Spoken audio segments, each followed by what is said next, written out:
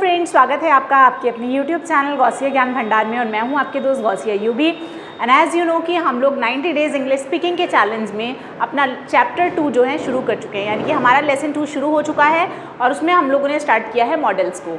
तो हम लोग मॉडल ऑक्सिलरी सीख रहे हैं गाइज।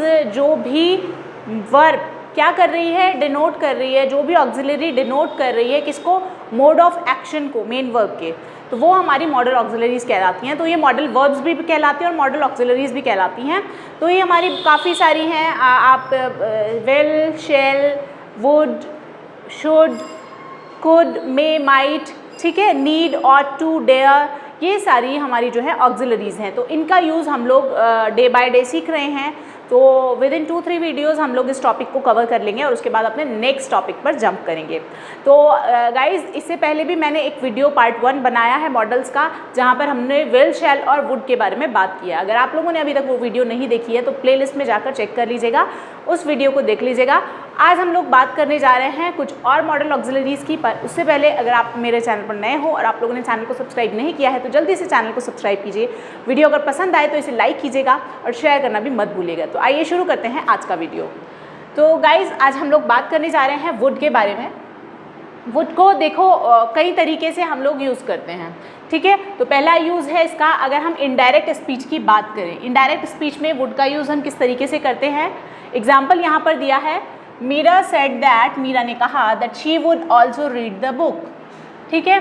तो यहाँ पर देखिए, जब मीरा ने कहा, यानी हम लोग क्या कर रहे हैं, पास्ट की जब हम लोग बात करें, यानी कि पास्ट में किसी ने कोई बात बताई कि वो फ्यूचर में कोई काम करेगी, तब हम यहाँ पर वुड का यूज़ कर सकते हैं। ओके, तो Meera said that she would also read the book, Meera ने कहा कि वह भी किताब पढ़ेगी, ठीक है। तो दैट मीन्स उसने पास्ट में बताई कोई बात और फ्यूचर में वो क्या करेगी, बुक को पढ़ेगी।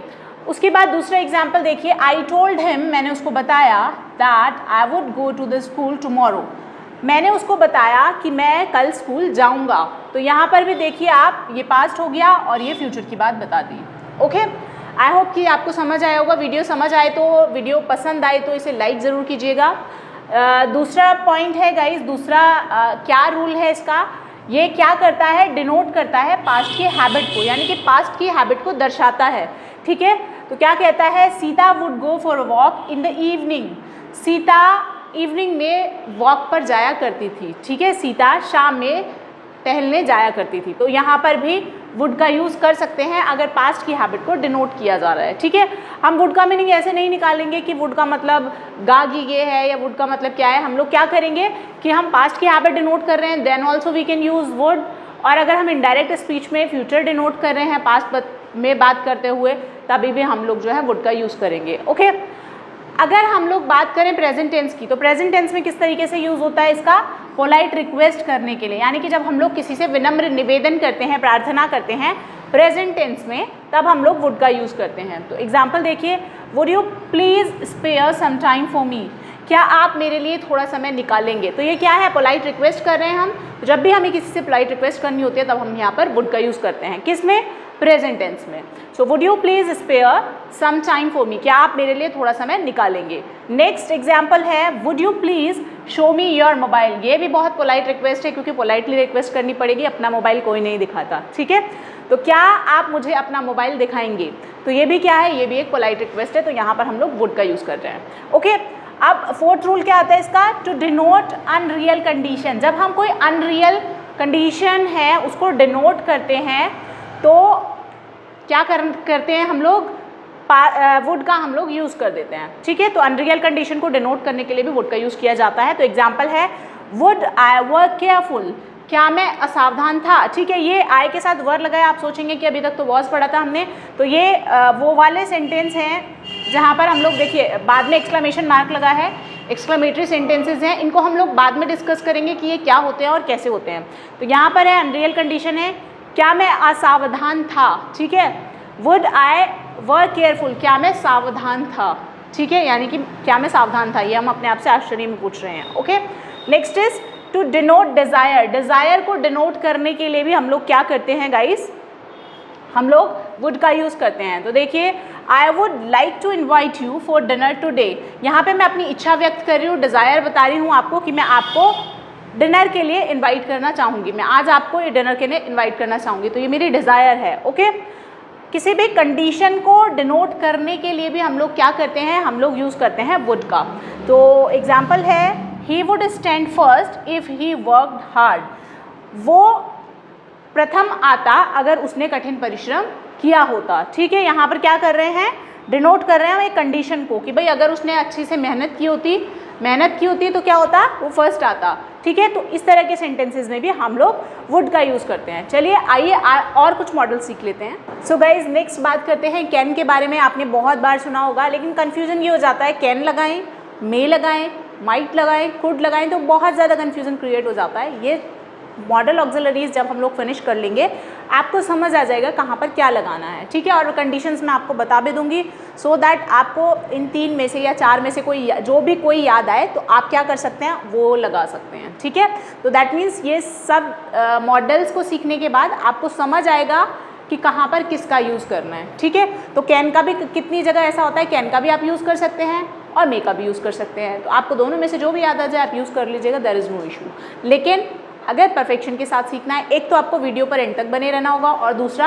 आपको सारी वीडियोस इसकी देखनी होंगी मॉडल्स की। तो एक पार्ट 1 इसका ऑलरेडी बन चुका है, ये पार्ट 2 चल रहा है हमारा। ठीक है, तो आइए बात करते हैं कैन की। कैन का अगर हम लोग मीनिंग निकालें तो कैन का मीनिंग होता है सकना। ठीक है, तो पहली चीज़ है, ये क्या करता है, to denote the power and ability. जब ये पावर को या एबिलिटी को, शक्ति को और हमारी समर्थता को, सामर्थ्य को डिनोट करता है, तब हम कैन का यूज़ करते हैं। तो जैसे मैंने कहा, I can read English newspaper, मैं इंग्लिश न्यूज़पेपर पढ़ सकती हूँ, तो ये मेरी सामर्थ्य को बता रहा है, मेरी एबिलिटी को बता रहा है। ठीक है, इसी तरह से आई कैन रन 2 माइल्स, मैं 2 मील दौड़ सकती हूँ, तो ये क्या बता रहा है, मेरी पावर बता रहा है, शक्ति बता रहा है। तो ये पावर कैसे भी हो सकती है, फिजिकल पावर भी हो सकती है, मेंटल पावर भी हो सकती है। ठीक है, टाइम पावर भी हो सकती है। फिजिकल पावर है तो मैं कह सकती हूँ I can lift this sofa.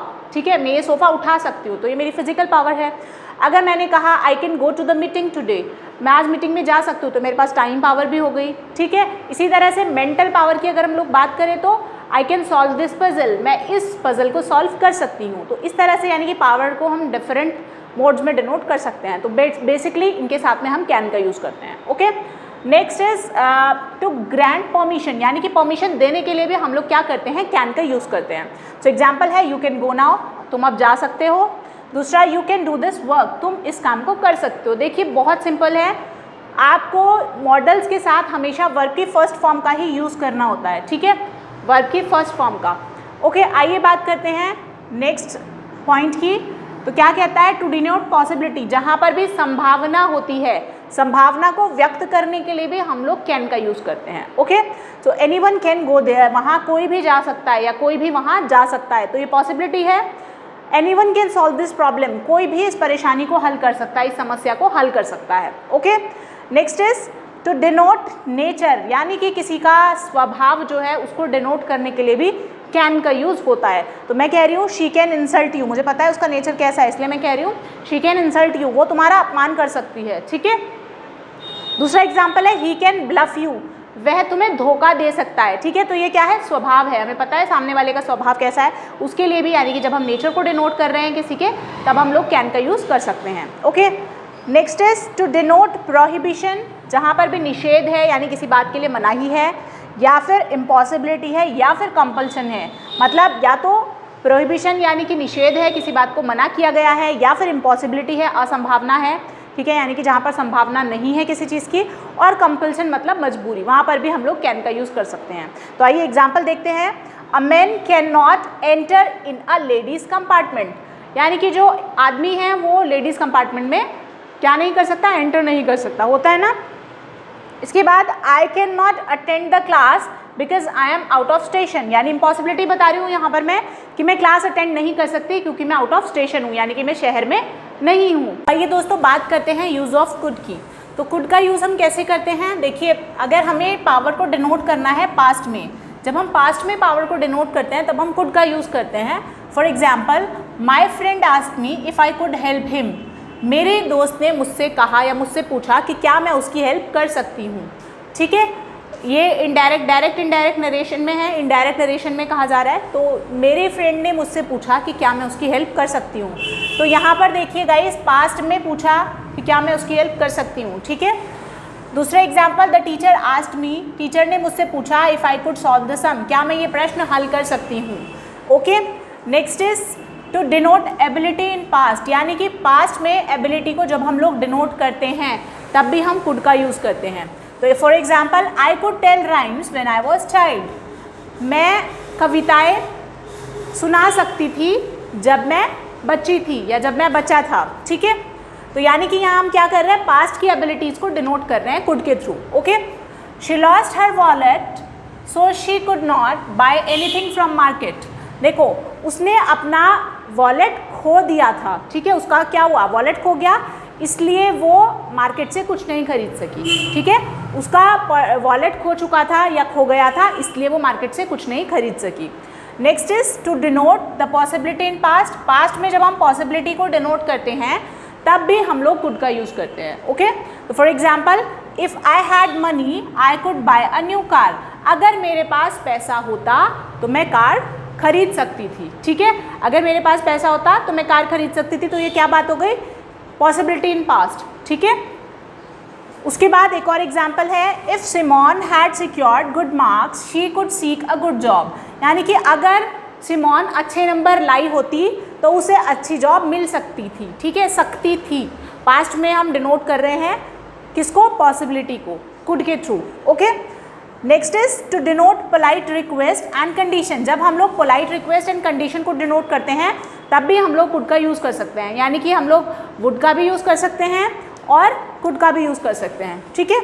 तो could I use your phone, could I use your phone, क्या मैं आपका मोबाइल यूज़ कर सकता हूँ, क्या मैं आपका फ़ोन यूज़ कर सकती हूँ, ठीक है, सकती हूँ, यहाँ पर क्या है, यहाँ पर पास्ट की बात नहीं हो रही है, ठीक है, ये भी ध्यान रखिएगा।